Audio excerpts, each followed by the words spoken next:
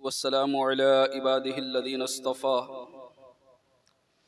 أما بعد أعوذ بالله من الشيطان الرجيم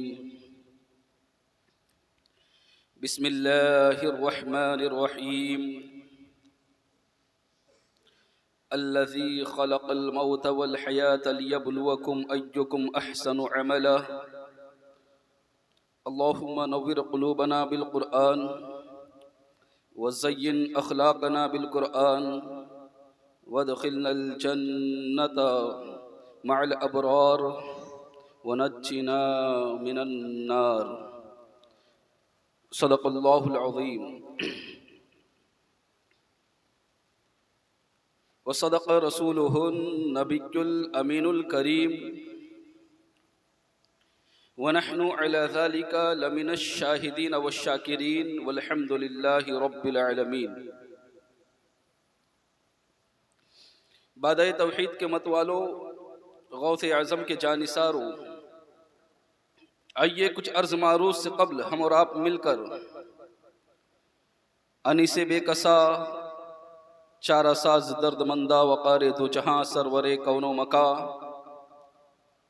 مالک ایواں ہم غریبوں کے غم گسار سید ابرار و خیار دونوں عالم کے مالک و مختار انیس الغریبین مراد المشتاقین جان عالمین شفیع المذنبین فخر آدم و بنی آدم خلیفۃ اللہ اعظم باعث ایجاد عالم منبع جود و سخا صبح کائنات کے شمس الضحیٰ شام کائنات کے بدر الدجا محمد عربی روح فدا صلی اللہ علیہ وسلم کی بارگاہ میں جس طرح سے پڑھاتا ہوں میرے ساتھ مل کر پڑھیے۔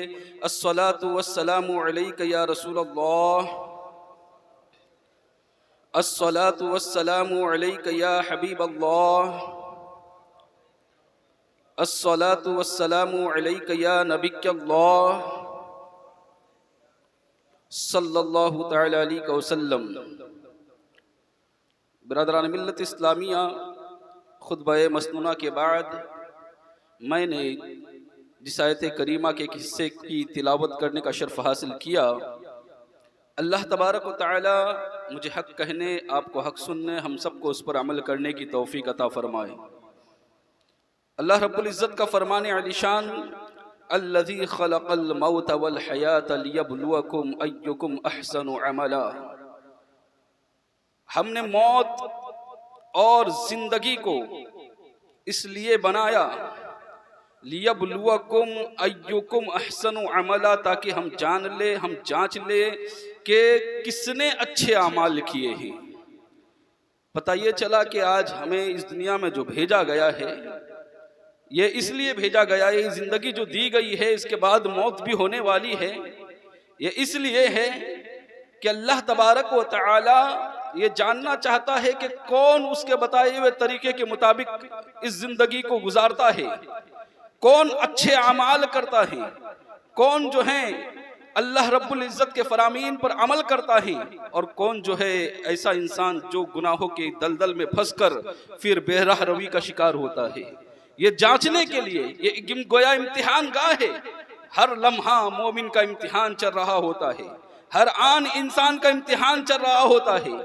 آپ بول رہے ہیں، آپ کا امتحان چل رہا ہے، آپ سن رہے ہیں، آپ کا امتحان چل رہا ہے، آپ دیکھ رہے ہیں، آپ کا امتحان چل رہا ہے، آپ کھا رہے ہیں، آپ کا امتحان چل رہا ہے۔ اب کیا بول رہے ہیں؟ کہیں غلط باتیں تو نہیں کہہ رہے، کہیں جھوٹ تو نہیں بول رہے، کہیں گالیاں تو نہیں دے رہے اپنے زبان سے، آنکھوں سے کون سے مناظر دیکھ رہے ہیں؟ یہ سارے کے سارے جو ہے آج ہم امتحان کے اندر ہے۔ لیبلوکم ایکم احسن عملا، موت اور زندگی کو پیدا کرنے کا مقصد یہی ہے کہ جانچ لے، ہم جان لے کہ کون اچھے اعمال کرتا ہے۔ برادران ملت اسلامیہ، ہم نے موت کے تعلق سے گزشتہ ہفتے سماعت کیا، لیکن حال یہ ہے کہ کوئی زندگی کے اندر تبدیلی نہیں آئی، کچھ نہیں۔ ہم یہ سمجھتے ہیں کہ ہمیں مرنا ہی نہیں ہے، ہم نے یہ سوچ رکھا ہے، یا پھر آخرت پر یقین کمزور ہو گیا ہے۔ دو میں سے ایک بات تو طے ہے، یا یہ سوچ رہے ہیں کہ موت ہے وہ 60 سال کے بعد آئے گی، 70 سال کے بعد آئے گی، اور پھر جب تک ہم آخری عمر میں توبہ کر لیں گے۔ ایسے سوچنے والے تم نے نہ دیکھا کتنے ایسے ہیں جو یہی سوچ سوچ کر رہ گئے اور قبر میں جا پہنچے۔ برادران ملت اسلامیہ، جب موت حقیقت ہے، موت اٹل ہے اور وہ آنی ہے، وہ جوانی نہیں دیکھتی، وہ بچپنا نہیں دیکھتی، وہ بڑھاپا نہیں دیکھتی، وہ مجبوری نہیں دیکھتی، وہ سب کچھ بھی نہیں دیکھتی، بس میعاد پوری ہو گئی، وقت مقرر آ گیا، آپ کو اس دنیا سے جانا ہے، ہمیں اس دنیا سے جانا ہے۔ قل ان الموت الذی تفرون منہ فإنہ ملاقیکم، کہاں جس موت سے تم بھاگتے ہو، محبوب آپ کہہ دیجئے جس موت سے تفرون منہ، اس سے جسے بھاگتے ہو تم، فإنہ ملاقیکم، وہ ضرور تم سے ملنے والی ہے۔ اور اگر اس سے بچنے کے لیے انسان کچھ بھی کر لے، اینما تکون یدرککم الموت ولو کنتم فی بروج مشیدہ، قرآن فرماتا ہے اگر تم ایک بند قلعے کے اندر بھی اپنے آپ کو محفوظ کر لو گے تو موت وہاں پر بھی آئے گی۔ تو موت جو ہے یہ آنی ہے، اور اس کا معاملہ ہے کہ یاد رکھنا کہ انسان کی زندگی پوری ہو گئی، اب اس کو اس دنیا سے جانا ہے۔ اور جب وہ 4 مہینے کا پیٹ میں تھا، بلکہ 3 مہینے کا، تو اسی وقت لکھ دیا گیا تھا کہ اس دنیا کے اندر کتنا رہنے والا ہے۔ نہ ایک لمحہ پہلے موت آتی ہے، نہ ایک لمحہ بعد میں آتی ہے، جو لکھ دیا گیا ہے اسی وقت مقرر پر موت آنی ہے۔ فَإِذَا جَاءَ أَجَلُهُمْ لَا يَسْتَأْخِرُونَ سَاعَةً وَلَا يَسْتَقْدِمُونَ، قرآن فرماتا ہے جب اجل آتی ہے تو نہ ایک لمحہ پہلے آتی ہے، نہ ایک لمحہ بعد میں آتی ہے۔ لا یستاخرون، تاخیر سے بھی نہیں آتی، جب مقرر وقت ہو جائے گا اسی وقت آتی ہے۔ اسی لیے شریعت کا حکم ہے، علماء نے لکھا ہے اپنی کتابوں کے اندر کہ اگر کسی کا حادثے میں انتقال ہو جائے، مثال کے طور پر ایکسیڈنٹ ہو جائے، اور اس سے پہلے اگر اس سے گفتگو ہو گئی تھی ہماری، ہے نا، ہوتا ہے ایسا کہ اس سے کبھی گفتگو ہوتی ہے اور کوئی کہتا ہے کہ فلاں جگہ پر مت جانا، اور پھر وہ وہیں پر جاتا ہے اور پھر اس کا حادثہ ہوتا ہے، انتقال ہو جاتا ہے، تو پھر ہمارے لوگ برجستگی کے ساتھ کہہ دیتے ہیں کہ میں نے منع کیا تھا پھر بھی گیا اس لیے ایسا ہوا۔ لہذا یہ کہنا ناجائز ہے، اس کی اجازت شریعت میں نہیں ہے، اس لیے کیونکہ آپ کون ہوتے ہیں روکنے والے؟ ہم کون ہوتے ہیں روکنے والے؟ جب اس جگہ پر جانے کے بعد اس کی موت واقع ہونی تھی، اس کی میعاد پوری ہو چکی تھی، اس زندگی کے اندر اس کی سانسیں ختم ہو گئی تھی، اس کا کھانا پینا سب کچھ ختم ہو گیا تھا، تو پھر ہم اور آپ کون ہوتے ہیں جو اسے روک سکتے تھے؟ اس کو وہاں پر جانا تھا، وہاں پہنچنا تھا اور انتقال کر جانا تھا۔ برادران ملت اسلامیہ، اسی طرح موت کے لیے جگہ بھی متعین ہے۔ جس جگہ پر لکھ دی گئی ہے موت، اس جگہ پر ہی جا کر مرنا ہے۔ تو جب جگہ بھی مقرر ہے نا، حضرت سلیمان علیہ نبی علیہ السلام کا واقعہ، زمانے کا واقعہ، آپ کی محفل میں ایک شخص بیٹھا ہوا تھا، حضرت سلیمان علیہ نبی علیہ السلام کے پاس ملک الموت تشریف فرما تھے، حضرت اسرائیل علیہ السلام فرماتے تشریف رکھے ہوئے تھے، اس شخص کو دیکھا نا تو حضرت اسرائیل کو بڑا تعجب ہوا، ملک الموت کو بڑا تعجب ہوا، اور گھور کے دیکھنے لگے۔ تو اس شخص نے جناب سلیمان علیہ نبی علیہ السلام کو کہا حضرت اسرائیل کے جانے کے بعد کہ یہ کون شخص تھا جو مجھے بڑے گھور سے دیکھ رہا تھا، گھور کر دیکھ رہا تھا، مجھے اس سے بڑا ڈر لگنے لگا ہے، بڑا خوف آ رہا ہے۔ اللہ تبارک و تعالیٰ نے حضرت سلیمان علیہ السلام کو طاقت دی تھی کہ ہواؤں کو حکم دیتے تھے، ہوا آپ کے تابع تھی، جو حکم دیتے تھے ہوا ویسا ہی کرتی تھی، پانی پر آپ کی حکومت تھی، چرندوں پرندوں پر آپ کی حکومت تھی، کہا کہ آپ ہوا کو حکم دیں کہ مجھے ہند کی سرزمین پر پہنچائے۔ حضرت سلیمان علیہ نبی علیہ السلام نے اس کی بات سنی اور اس کے بعد ہوا کو حکم دیا کہ اے ہوا اس شخص کو اڑا کر ہند میں لے جا۔ ہوا نے حکم کو مانا اور حضرت سلیمان علیہ السلام کے حکم کے مطابق اس شخص کو اٹھا کر ہند پہنچا دیا۔ اب معاملہ یہ، وہ ہند جیسے ہی پہنچا، وہی شخص جو اسے گھور رہا تھا، جس سے اسے خوف آ رہا تھا، حضرت ملک الموت، وہ وہاں پر پہنچے اور اس کی روح نکال لی۔ برادران ملت اسلامیہ، جب دوبارہ حضرت سلیمان علیہ السلام کی بارگاہ میں حضرت ملک الموت پہنچے تو پوچھا کہ آپ اسے گھور کے کیوں دیکھ رہے تھے؟ وجہ کیا تھی جو آپ سے وہ اتنا ڈر گیا، خائف ہو گیا، اور اس نے مجھ سے التجا کی کہ ہوا کو حکم دیا جائے کہ وہ مجھے ہند کی سرزمین پر پہنچائے، لہذا میں نے اسے ہوا کو حکم دے کہ اسے ہند کی سرزمین پر پہنچایا، آپ اسے گھور کر کیوں دیکھ رہے تھے؟ تو حضرت ملک الموت نے کیا جواب دیا؟ کہا کہ میں اس بات پر تعجب کر رہا تھا کہ اس کی موت کا وقت قریب آ گیا ہے اور مجھے حکم ہوا ہے کہ اس کی موت ہند کے اندر ہو، اس کی روح ہند کے اندر قبض کروں، اور یہ یہاں پر کیا کر رہا ہے؟ اور پھر جب میں ابھی یہاں سے اٹھ کر گیا ہی تھا، کیا دیکھتا ہوں کہ یہ وہیں پر ہند کی سرزمین پر موجود ہے۔ تو پتہ یہ چلا، معلوم یہ ہوا کہ انسان کی موت بھی اٹل، انسان موت جو ہے یہ مجبوریوں کو بھی نہیں دیکھتی، موت جو ہے یہ آنی ہے، اس سے ڈر بھی لگتا ہے، اس کا خوف بھی ہے، اور جگہ بھی متعین ہے، وقت بھی مقرر ہے، اس کے باوجود بھی ہم موت سے نہیں ڈرتے، اس کے باوجود بھی موت کا خوف نہیں ہے۔ گزشتہ ہفتے اتنی باتیں بتانے کے باوجود بھی عصر کی نماز کا کیا حال تھا، اللہ رحم کرے۔ وہی کرکٹ کی محبت، یعنی آپ نے ثابت کر دیا ہے اس بات کو کہ ہم صرف وہی کریں گے جو ہمارا من کرے گا، ہمیں کوئی فرق نہیں پڑتا ہے، اللہ رسول کی تعلیمات ہم کو نہ بتائی جائے، یہ آپ کی سوچ ہو گئی ہے۔ برادران ملت اسلامیہ، نمازوں کو چھوڑ کر لہو لعب کے اندر اپنے آپ کو ملوث کرنے والوں، سن لو کان کھول کر، وہ دن جب مر جاؤ گے نا، اس کے بعد پچھتاؤ گے، اس کے بعد افسوس کرو گے، اور اس کے بعد جب سب کچھ دیکھ لو گے تو پھر کہو گے کاش دوبارہ دنیا میں بھیج دیا جاتا، کاش دوبارہ دنیا میں بھیج دیا جاتا تو ہم ایک لمحہ بھی اللہ کی یاد سے غافل نہیں ہوتے، ہر لمحہ سجدے کے اندر گزارتے، لیکن اس وقت پھر افسوس کے علاوہ کچھ نہیں ہوگا، ہے نا۔ آج ایک مثال کے ذریعے میں آپ کو بتا دوں، اگر 2 دن تک لائٹ چلی جائے نا تو انسان سوچے گا کہ کاش، اور اس کا اگر اس کی موبائل کے اندر چارجنگ اگر ختم ہو گئی ہے اور اس نے چارجنگ نہیں کیا تو بتاؤ کتنا افسوس کرے گا۔ 2 دن کے بعد اگر پتا چل جائے کہ لائٹ آنے والی ہے، 2 دن تک نہیں آئے گی ابھی، تو کتنا افسوس کرے گا، سوچے گا کاش میں نے پورا چارجنگ کر لیا ہوتا، بیٹری کو فل کر لیا ہوتا، موبائل چارجنگ ہوتی۔ ایک موبائل کی مثال اس لیے دے رہا ہوں کیونکہ یہ ہاتھ سے چھٹتا نہیں ہے، ہمارے ہر لمحہ ہمارے ہاتھ میں رہتا ہے۔ برادران ملت اسلامیہ، آپ سوچیں کہ 2 دن کی یہ بات ہے، آپ افسوس کرو گے، لیکن اس کے بعد تو جب آپ اس دنیا سے چلے جائیں گے تو پھر افسوس کر کے کوئی فائدہ نہیں۔ یہاں 2 دن کے بعد لائٹ آئے گی اور آپ اپنا موبائل چارج کر سکتے ہو، لیکن وہاں پر سے آنے کا کوئی چانس ہی نہیں ہے۔ زندگی ہمیں اور آپ کو صرف ایک مرتبہ ملی ہے، ایک مرتبہ ملی ہے، ایک ہی مرتبہ مرنا ہے۔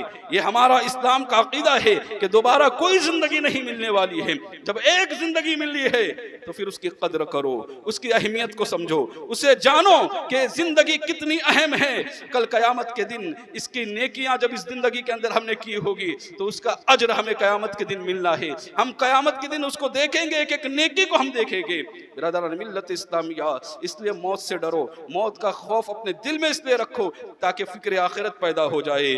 آج آپ نہیں دیکھتے ہیں کتنے موت کے قاصد ایسے ہیں جو آپ کے سامنے ہے، آپ سمجھ رہے ہوں گے یہ موت کا قاصد کون ہے، لہذا یاد رکھیں موت کے قاصد جو ہیں یہ بہت سارے ہیں۔ آپ روز دیکھ رہے ہو سورج غروب ہو رہا ہے، سورج طلوع ہو رہا ہے، دن آ رہا ہے، رات جا رہی ہے، پھر رات آتی ہے، دن جاتا، یہ بھی تو ایک موت کا قاصد ہے کہ آپ دیکھ رہے ہیں نا، جو آیا ہے وہ اس دنیا میں نہ رہا۔ ایک بزرگ تھے، وہ لوگوں کے ایک شہر سے گھوم رہے تھے اور شہر کے بنگلوں کے پاس، گھروں کے پاس جا کر رک جاتے تھے اور رونے لگتے تھے۔ ان سے پوچھا گیا کہ آپ ایسا کیوں کر رہے ہو، ہر گھر کے پاس جا کر کیوں روتے ہو؟ تو اس بزرگ نے کہا کہ سنو، معاملہ یہ ہے کہ میں گھر کو دیکھتا ہوں نا تو گھر مجھے پکار کر کہتا ہے کہ اس گھر کے اندر پہلے کوئی اور آباد تھا، آج کوئی اور ہے، پھر کوئی اور رہے گا۔ ہر گھر مجھ سے یہ کہہ رہا ہے پکار کر، اس میں جو رہ رہے ہیں یہ ہمیشہ رہنے والے نہیں اس گھر کے اندر، بلکہ آئندہ کوئی اور رہے گا،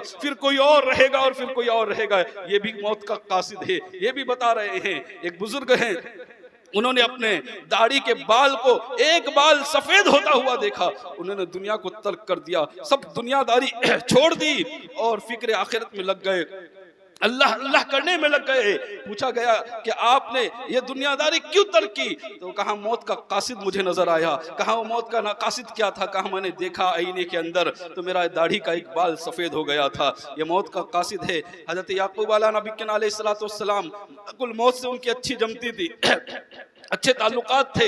ایک دن حضرت ملک الموت سے کہا کہ جب آئے تو کہا کیوں آئے ہو، روح قبضہ کرنے کے لیے آئے ہو؟ کہا نہیں، روح قبضہ کرنے کے لیے نہیں آیا۔ کہا ملاقات کے لیے آیا ہوں۔ کہا ٹھیک ہے، جب روح قبضہ کرنے کے لیے آؤ گے نا تو میرے پاس قاصد ضرور بھیجنا۔ کہا 3 قاصد بھیجوں گا۔ کہا 3 قاصد میں آپ کے پاس بھیجوں گا۔ اور پھر وہ وقت بھی آیا جب آپ کی روح قبضہ کرنے کے لیے تشریف لائے۔ حضرت یعقوب علیہ السلام نے کہا کہ آپ نے مجھ سے وعدہ کیا تھا کہ 3 قاصد بھیجوں گا اور اس کے بعد روح قبضہ کروں گا، آپ ابھی ایسی ہی روح قبضہ کرنے کے لیے آئے ہیں۔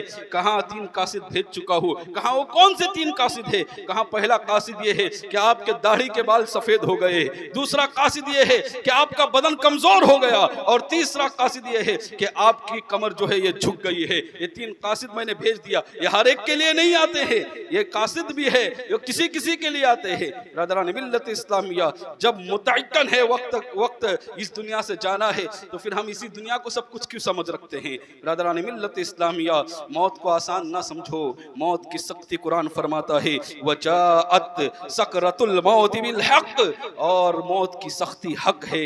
موت کی میرے آقا علیہ الصلوۃ والسلام نے بھی فرمایا، یہ آیت پڑھتے تھے آپ کے وصال کے وقت، آپ بار بار اس آیت کو دہرا رہے تھے وجاءت سکرۃ الموت بالحق، یعنی موت کی سختی حق ہے، موت کی سختی حق ہے۔ برادران ملت اسلامیہ، جو اس دنیا سے چلا جاتا ہے اسے پتا ہے کہ موت کی سختی کتنی خطرناک ہے، کس قدر خطرناک روح نکالی جاتی ہے جسم کے اندر سے۔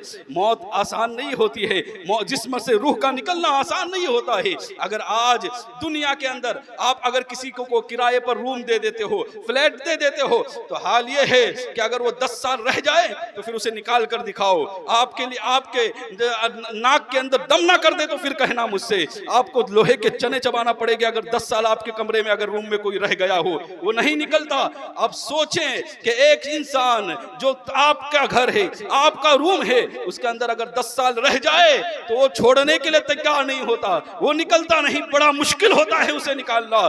تو پھر میں پوچھنا چاہتا ہوں کہ یہ روح 60 سال اندر رہی ہے، 70 سال اندر رہی ہے، 40-50 سال اندر رہی ہے، اس کا نکلنا تو آسان نہ ہوگا، یہ اتنے آسانی کے ساتھ تو نہیں نکلے گی۔ حضرت عمر فاروق رضی اللہ تعالیٰ عنہ فرماتے ہیں روح نکلنے کا انداز جو ہوتا ہے، روح کس طرح سے نکلتی ہے، فرماتے حضرت عمر فاروق رضی اللہ تعالیٰ عنہ کہ روح نکلتے وقت یوں محسوس ہوتا ہے کہ کانٹے دار ٹہنی کو جسم کے اندر ڈال دیا گیا ہے، اور اس کے ہر کانٹے نے مسام سے باہر نکلے ہوئے ہیں، یعنی جہاں سے بال نکلتے ہیں نا وہاں پر ہر کانٹا نکلا ہوا ہے، اور اب اس کانٹے دار ٹہنی کو کھینچ لیا جاتا ہے۔ اللہ اکبر، یہی حال ہوتا ہے روح کے نکلنے کا۔ لیکن یہ فساقوں کے لیے ہے، فاجروں کے لیے ہے، گنہگاروں کے لیے ہے۔ میرے آقا علیہ الصلوۃ والسلام نے ارشاد فرمایا کہ جب نیک انتقال کرتا ہے، اللہ والا انتقال کرتا ہے، تو اس کا حال یہ ہوتا ہے جیسے گوندے ہوئے آٹے کے اندر سے بال نکالا جاتا ہے، اس طرح اس کی روح نکالی جاتی ہے۔ برادران ملت اسلامیہ، تو نیک بنو، اللہ کے پسندیدہ بندے بنو، موت کو یاد رکھو۔ موت کوئی آسان شے کا نام نہیں ہے، سکرات الموت جو ہے یہ بہت سخت چیز ہے۔ حضرت ملک الموت گنہگاروں کی جب روح نکالتے ہیں تو اتنے محب اور اتنے بھیانک شکل میں آتے ہیں کہ بتایا نہیں جا سکتا، اس کا تذکرہ نہیں کیا جا سکتا۔ جناب ابراہیم علی نبی کے علیہ السلام نے ایک دن حضرت ملک الموت سے کہا تھا کہ یہ بتائیے کہ آپ جب گنہگاروں کی روح نکالتے ہیں، جب گنہگاروں کی روح قبض کرتے ہیں تو آپ کس شکل میں آتے ہیں، آپ کی صورت کیا ہوتی ہے؟ تو حضرت ملک الموت نے کہا کہ اللہ کے نبی آپ نہیں دیکھ پاؤ گے، آپ اسے برداشت نہیں کر پاؤ گے۔ کہا میں دیکھنا چاہتا ہوں اس شکل کو تاکہ میں سمجھ سکوں کہ آپ گنہگاروں کی روح کو کس طرح سے نکالتے ہو۔ اللہ اکبر، کہاں اپنے چہرے کو پھیر دو۔ حضرت ابراہیم علیہ نبی کے علیہ السلام نے اپنے چہرے کو پھیر دیا، ملک الموت اس شکل میں آئے جس میں گنہگاروں کی روح کو نکالا جاتا ہے، فاسق و فاجر کی روح کو نکالا جاتا ہے، نماز کا ترک کرنے والوں کی روح کو نکالا جاتا ہے، روزہ نہ رکھنے والوں کی روح کو نکالا جاتا ہے، حرام کمائی کرنے والوں کی روح کو نکالا جاتا ہے۔ جب وہ شکل اختیار کی نا تو جناب ابراہیم علیہ نبی کے علیہ السلام سے کہا اپنے چہرے کو پھیریے۔ جیسے ہی جناب ابراہیم علیہ نبی کے علیہ السلام نے ملک الموت کی اس بھیانک چہرے کو دیکھا، آپ پر گشی طاری ہو گئی، اب بے ہوش ہو کر زمین پر گر گئے۔ جب کچھ دیر کے بعد افاقہ ہوا اور ہوش میں آئے تو جانتے ہو جناب ابراہیم علیہ نبی کے علیہ السلام نے کیا جملے کہے تھے کہ اے ملک الموت، اگر کسی گنہگار کو، کسی فاسق و فاجر کو اور کوئی عذاب نہ دیا جائے، صرف تمہاری شکل ہی دکھائی جائے تو یہی اس کے لیے سب سے بڑا عذاب ہوگا۔ اللہ اکبر۔ پھر جناب ابراہیم علیہ نبی کے علیہ السلام نے کہا کہ میں جاننا چاہتا ہوں کہ نیکوکاروں کی روح کس شکل میں نکالتے ہو؟ جب اللہ کا کوئی نیک بندہ انتقال کرتا ہے تو اس کی روح نکالتے وقت آپ کی صورت کیسی ہوتی ہے، آپ کی شکل میں تشریف لاتے ہو؟ تو کہاں اپنے چہرے کو پھیریے۔ جیسے جناب ابراہیم علیہ نبی کے علیہ السلام نے اپنے چہرے کو پھیرا، پھر اس شکل میں تشریف لائے، نیکوکاروں کی روح نکالنے والی شکل تھی۔ کیا دیکھتے ہیں؟ اتنا خوبصورت چہرہ ہے، ایسا حسین و جمیل چہرہ ہے کہ آپ کا دل باغ باغ ہو گیا۔ اور پھر حضرت ابراہیم علی نبی علیہ السلام نے یہ جملے کہے تھے کہ اگر نیکوکاروں کو اور کوئی نعمت اللہ کی طرف سے آخرت میں نہ ملے، صرف آپ کا چہرہ دیکھنا ہی نصیب ہو جائے تو یہ انعام ہی اس کے لیے کافی ہو جائے گا۔ برادران ملت اسلامیہ، تو عرض کرنا مقصود یہ ہے کہ موت کا وقت بہت سخت ہوتا ہے، موت کی گھڑی بڑی سخت ہوتی ہے، اس کے لیے ہمیں اچھے اعمال کرنا ہوگے، اچھی تیاریاں کرنی ہوگی برادران ملت اسلامیہ۔ لیکن ایک غلط فہمی ذہن سے نکال کر پھر اپنی بات کو مکمل کروں گا، ہرگز یہ نہ سمجھا جائے کہ اگر کسی کی روح جو نکلتے وقت تکلیف ہوتی ہے، روح نکالتے وقت کوئی اگر تکلیف میں ہے تو یہ نہ سمجھا جائے کہ وہ بہت بڑا گنہگار تھا، اور اگر کسی کی آسانی سے روح نکل جائے تو یہ آپ کو فیصلہ نہیں کرنا، فیصلہ رب کے اوپر چھوڑنا ہے۔ ہم کون ہوتے فیصلہ کرنے والے؟ کسی کی موت کو دیکھ کر، کسی کے جنازے کے وزن کو دیکھ کر ہم اور آپ کون ہوتے ہیں جو یہ فیصلہ کرے کہ وہ اچھی میت تھی یا بری میت تھی؟ آپ کو کس نے یہ حق دیا ہے؟ آپ کو حق ہرگز نہیں حاصل ہے یہ کہ آپ کسی کے جنازے کا وزن دیکھ کر بتائے۔ یہاں پر لوگ جنازے کا وزن دیکھ کر فیصلہ کر رہے ہیں کہ بڑا بھاری جنازہ تھا، بہت گناہ کیا ہوگا اس نے، اور اگر ہلکا جنازہ تھا تو اس نے گناہ نہیں کیا ہوگا۔ کبھی کبھی یہ بات تو اپنی طبیعت کے مطابق بھی ہوتی ہے، طبیعت پر بھی ہوتی ہے۔ آپ کی طبیعت اچھی نہیں ہے، ناساز ہے، آپ تھکے ہوئے ہیں، اور ایسے عالم میں آپ نے جنازہ اٹھایا تو بھاری لگے گا، اور آپ حشاش بشاش ہے، ایسے عالم میں اگر کسی گنہگار کی بھی آپ نے میت کو اٹھایا ہے تو آپ کو ہلکا لگے گا۔